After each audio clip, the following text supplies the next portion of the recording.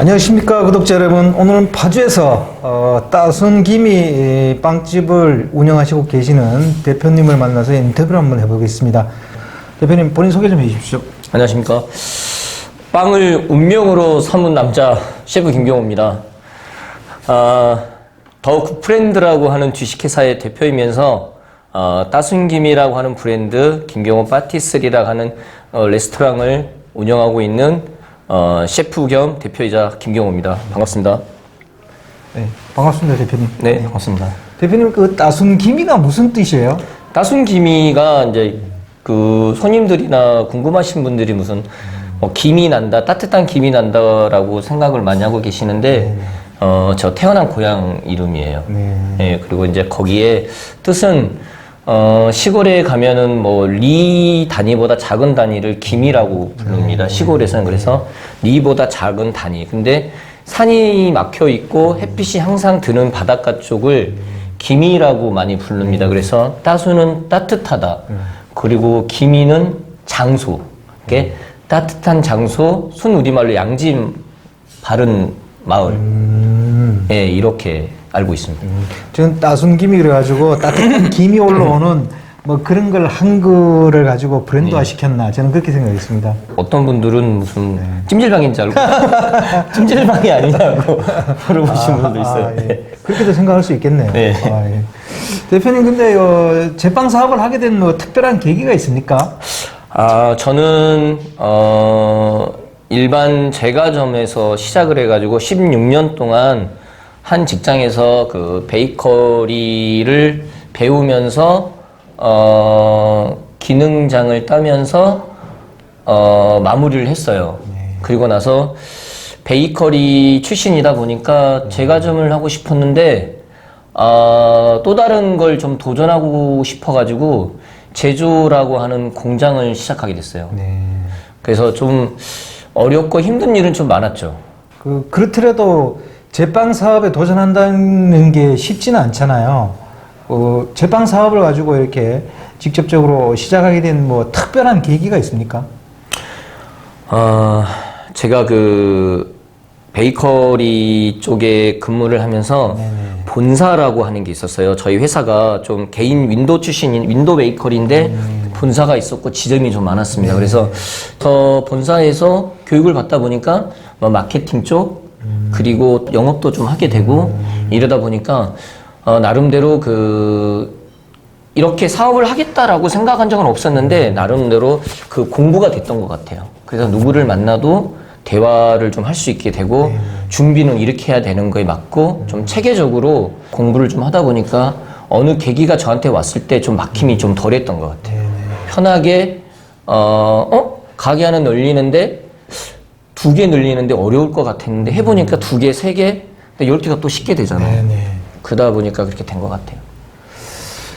제빵을 하겠다고 생각하더라도 일선 셰프를 하다가 사업가로 전환하기에는 상당히 어려움이 있는데요. 그 일선에서 셰프로 지내시다가 제빵 사업을 하게 되는 변곡점이라든지 뭐 이런 게 있었습니까? 네, 제가 하면서 느꼈던 것 중에 하나는 정말로 저희는 제빵사는 차라리 기술을 선택할지 장사를 선택해서 사업가가 될지 돈을 벌지에 어느 정도 기로에서 좀 갈등을 할 때가 있어요. 근데 저는 제빵을 16년을 배우면서 순간 이런 생각을 했었어요. 그냥 일양하는 거 좀 돈을 좀 벌고 싶다라는 생각을 좀 했었어요, 나름대로. 그리고 실제적으로 주변에 계신 분들 만나서 좀 대화를 나누다 보니까 정말로 유명한 빵집에서 성공하신 분들은 굳이 셰프 출신들이 아니에요. 정말로 엉뚱하게 그냥 뭐 의사 출신도 계시고 근데 저희가 잘못 알았던 것들 중에 하나가 뭐냐면 우리 셰프들은 기술을 배웠지 장사를 안 배우고 장사를 한 거예요. 빵은 수년간 만들어서 너무너무 잘 만드는데 더 중요한 게 장사인데요. 고객들과의 그 부딪힘도 있고 그렇죠. 영업, 장사인데 실제적으로 제빵사들이 실패한 이유 중에 하나는 빵만 배웠지 장사를 안 배운 거예요. 그래서 실패한 친구들이 주위에 많았어요. 근데 꼭 장사를 하실 목적이 있으면은 기술도 중요하지만 장사도 꼭 배워야 된다고 저는 생각을 해요. 당연히 그게 영업적 마인드가 없으면 사업은 되게 어렵기 때문에 그런 거라고 저도 생각이 됩니다. 네. 대표님 지금 운영하시는 사업체가 지금 연매출이 얼마 정도 돼요? 지금은 좀 코로나로 인해서 많이 좀 다운이 되어 있는 상태고 저희도 진짜 지금 뭐 상황에 따라서 뭐 문을 좀 닫아놓은 데도 있고 그렇습니다. 뭐 직영점이 있고 저희도 가맹점이 있거든요. 이제 가맹점까지 한다고 하면 한 200억 정도? 연매출이요? 예, 근데 직영점만 한다면 뭐 한 반 가까이 되지 않을까 싶은데. 그러면 뭐 체인점 몇 개나 되십니까? 작년 기준으로 28개 있었습니다. 대표님 이 그 따순기미에서 나오는 그 제빵 그 종류가 빵 종류 중에서 수박식빵이 굉장히 유명하더라고요. 네. 이 수박식빵은 어떻게 생각하신 거예요? 좀 뭔가를 좀 특별한 걸 좀 만들어 보고 싶은데 기존에 수박식빵 말고 그 인스타라고 하는 데서 SNS를 통해서 좀 희한한 빵들이 많았어요. 근데 그걸 보다가 수박식빵도 이렇게 만들면 되겠다 싶어서 그냥 컬러감이 있는 빵을 좀 만들어 보기 시작한 게 처음에는 좀 실패도 좀 하고 그랬는데 한 2년 정도 걸렸던 것 같아요. 처음에 장난으로 만들었던 게 따순김이 대표 상품이 될 줄 저도 몰랐어요. 아, 그래요? 그 수박식빵 만드는 뭐 그런 색깔이라든지 이런 거는 뭐 공개하기 어렵겠죠? 아니요, 그런 건 없는데요. 단 이제 저도 제빵사고 앞으로 제가 이 일을 계속 할 것이기 때문에요. 누군가가 나를 흉내내주고 따라하고 하는 거에 대해서는 시기 질투는 하지 않습니다. 예. 왜냐면 어떤 누구든 저희들도 마찬가지잖아요. 뭔가를 배울 때 몰랐을 때는 똑같이 따라하는 게 또 저는 공부 방식이라고 생각하거든요. 그래서 뭐 제가 내 건데 고집하고 싶은 마음은 크게는 없습니다. 그리고 그래야지만 저도 계속 변화할 수 있고 바뀔 수 있으니까 누군가가 내 거에 대해 욕심을 부리면은 뭐 줄 수도 있지만 그 사람 능력이 되면 가질 수도 있는 거죠. 그 저는 또 다른 걸 또 개척하고 또 그러다 보니까 뭐 좀 그분들하고 틀리게 하는 게 뭐가 있지라고 생각해서 색소에서 농축액으로 농축액에서 정말 농축액이 정말로 인체에 무해한 그런 농축액인가에 대해서 공부하게 되고 그래서 만들다 보니까 칼라도 정말로 생물을 이용한 칼라를 만들게 되고 그런 계기가 된 것 같아요. 고구마 빵도 있더라고요. 근데 안에가 실제 고구마 같은 느낌이 나던데 그게 맞습니까? 예, 고구마예요. 고구마인데 저는 이제 생각하는 게 있어요. 왜냐면 이게 이제 정말로 고구마를 먹는 게 훨씬 더 몸이 좋겠죠. 근데 이 빵이라고 하는 것은 좀 약간 좀 상상의 날개, 그리고 미래적인 것도 있고, 현대적인 것도 있고, 또 과거적인 것도 좀 있어야 되는데, 빵으로 고구마를 똑같이 만들어 볼 수 있을까라고 하는 이 생각이 이제 전환점이 돼가지고 지금의 고구마를 만든 건데요. 껍데기는 감자 전분으로 만들고, 그리고 기존의 빵들은 굽고 나면 이게 처지잖아요. 빵이라고 하는 게 둥근 모양을 이렇게 형성할 수가 없는데 이 전분을 사용해서 빵을 만들다 보니까 타피오카라고 하죠. 고구마 전분, 감자 전분. 형태를 그대로 유지하게 되더라고요. 그리고 거기에 전분의 특징이 뭐냐, 쫀득함이 있어요. 떡처럼. 그래서 뭔가를 만들었는데 그 안에다가 뭘 넣어볼까 고민하다가 고구마를 넣기 선택하게 된 거죠. 근데 구워 놓으니까 색깔이 너무 이상한 거예요. 그래서 고구마 분말을 제가 구입을 하게 돼서 이걸로 고구마를 묻혀가지고 구니까 진짜 고구마처럼 된 거예요. 그래서 이 상품화를 시켜가지고 매장에 내놨을 때 반응이 정말 뜨거웠어요, 처음에. 고구마만 뜨거운 게 아니고 반응도 진짜 뜨거웠어요. 고구마를 그 껍데기를 감자 전분으로 만든다는 노하우를 너무 많이 공개하신 거 아니에요? 아니요. 근데 지금에 와서는 같이 하시는 분들도 많이 있어요. 여기에 대해서 저보다 더 잘하는 거 있잖아요. 지금 뭐 감자빵도 나왔고요. 근데 누군가 이렇게 뭔가를 해놓으니까 또 다른 공부하는 사람들이 생겼잖아요. 또 한 가지 빵이 평생을 간다고 생각하는 것도 잘못됐다고 봐요. 저는 언젠가는 변화 속에 묻힐 거고 또 시도 속에 또 묻힐 수도 있는데 그런 거에 대해서 너무 민감하게 생각하지 않습니다. 굉장히 대범하게 생각하시네요, 대표님께서는. 감사합니다. 대표님, 그리고 수박식빵하고 고구마 빵 이거 외에 뭐 다른 것도 또 생산하세요? 제가 이제 수박식빵이 전국을 한번 이렇게 강탈했잖아요. 그러면서 이제 저도 많이 성장을 했고요.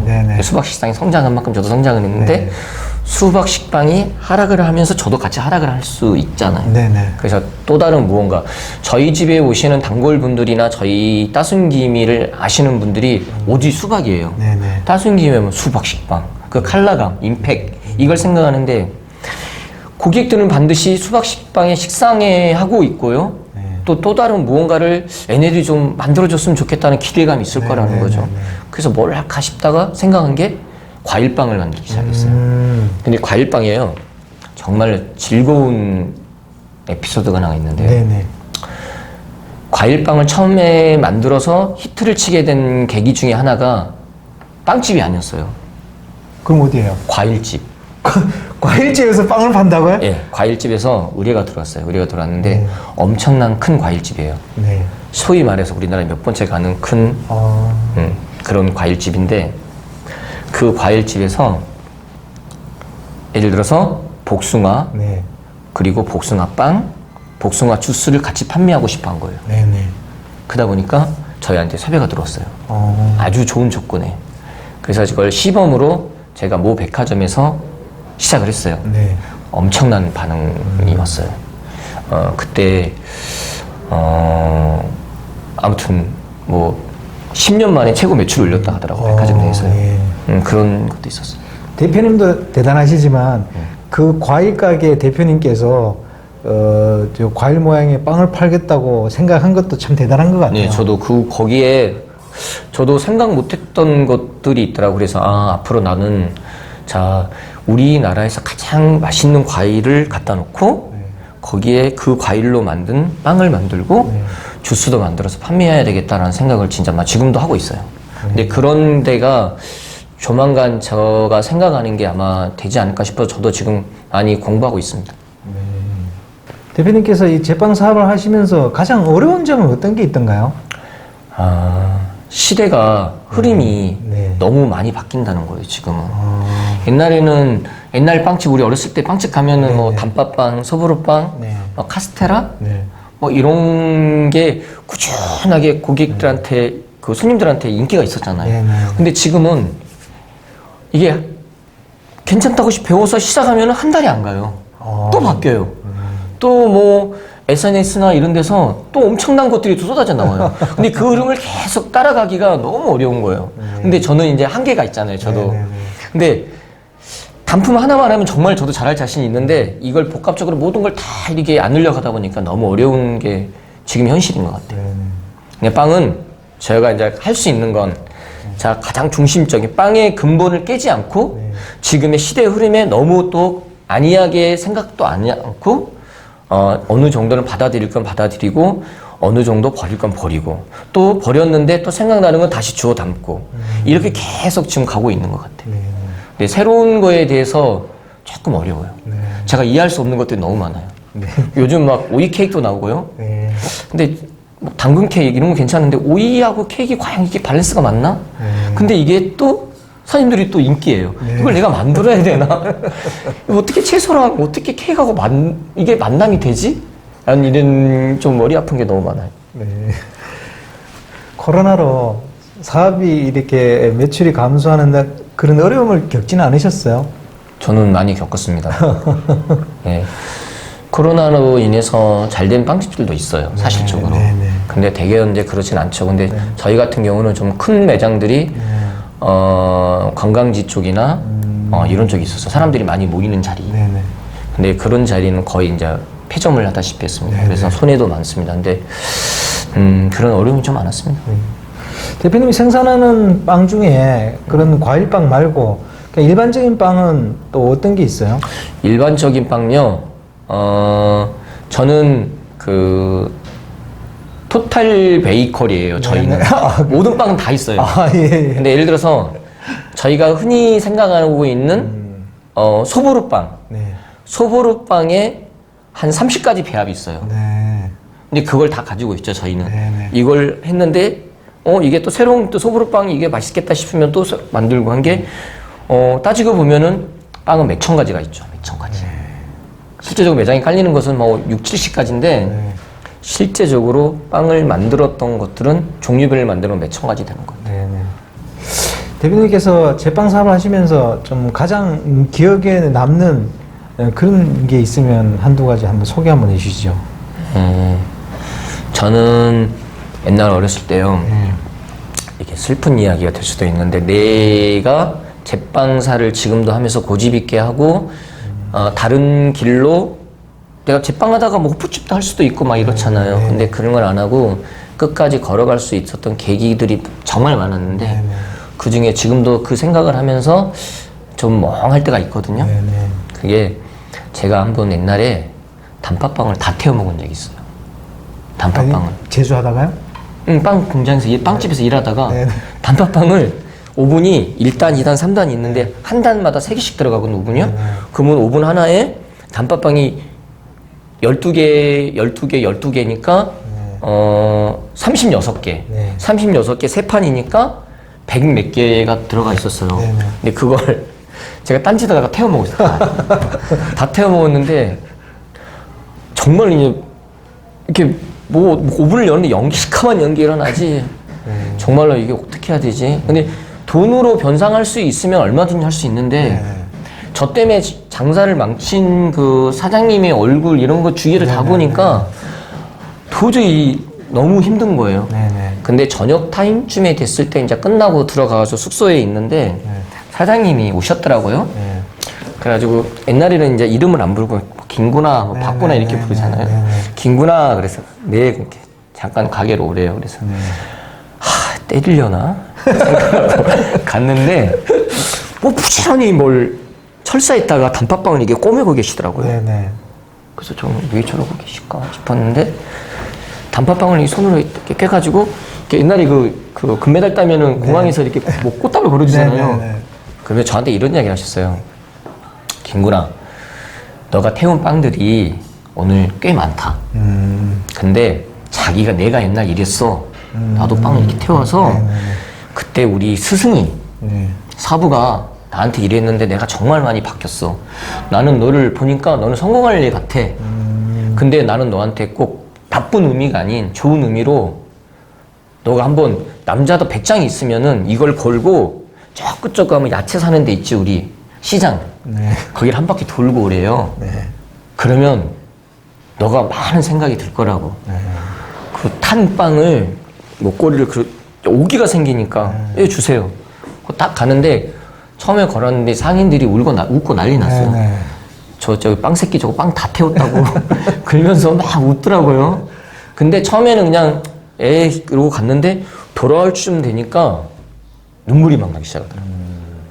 근데 앞을 걸을 수 없을 정도로 제가 태어나서 그렇게 눈에서 눈물이 많이 나올 거라 생각 못 했어요. 근데 갔다 오고 나서 저는 그 이후로 한 번도 빵을 안 태웠어요. 정말로.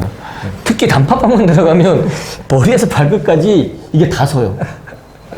모든 이게 세포가 단팥빵에 오직 집중이 자동으로 몸에서 반응을 하는 거예요. 근데 그때 그 계기로 내가 뭔가를 포기하려고 하고 막 이럴 때 그런 생각들이 저를 많이 잡아줬던 것 같아요. 마지막으로 대표님 그 제빵 사업을 성공하게 된 이유가 뭐라고 생각하세요? 성공은 아니에요. 정확히 생각하면 성공은 아니고요. 저는 대한민국에서 제빵을 하면서 제가 하고 싶은 게 하나 있어요. 그게 뭐냐면 제가 외국 같은 데 가서 이제 잠깐 공부를 하다 보면은 저는 정말로 흰 수염을 이렇게 기르시고 하얀 제빵복을 입으시고 거기서 빵을 만드시는 그런 정말 오래된 셰프들 보시면 너무 멋있어요, 제가. 야, 근데 한국은 나이를 어느 정도 먹으면 이제 무조건 빵을 만들면 안 돼. 이렇게 있어. 사업을 해야 돼. 뒤에 가 있어. 쳐다만 보고 있으면 돼.